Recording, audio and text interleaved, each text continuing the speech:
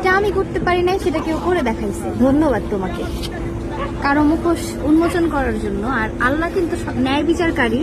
8 মাস ধৈর্য ধরার পরে আল্লাহ কিন্তু ধৈর্যের ফল নিজের হাতে দিয়ে দিচ্ছে। আমার ভিতরটা প্রতিনিয়ত প্রতিদিন ছটফট করতো যে আল্লাহ আমি কবে ন্যায় বিচার পাবো। আমি যেই অন্যায়গুলা করি নাই প্রত্যেকটা অন্যায়ের দোষ আমাকে দেওয়া হয়েছে, কিন্তু আমি কথা বলতে পারতাম না।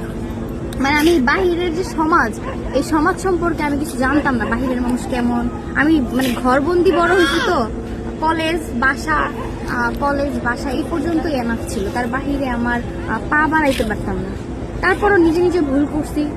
সেই ভুলটার আমি শুধরাইতে চাইছিলাম যে না, আমি এটা নিয়ে থাকবো সারা জীবন। কখনো প্রতিবাদ করতাম না, মুখ বুঝে সব সহ্য করতাম। কিন্তু শেষমেশ যা পাইছি তার জন্য হচ্ছে আমার ফ্যামিলি অনেক হ্যাসেল পোহাইছে।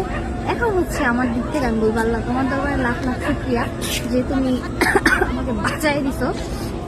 আর হচ্ছে সবাইকে আল্লাহ সুখ দাও, সবাই সুন্দর মতো জীবনযাপন করুক। আমার দিক থেকে আমি দোয়াই করবো সবার জন্য।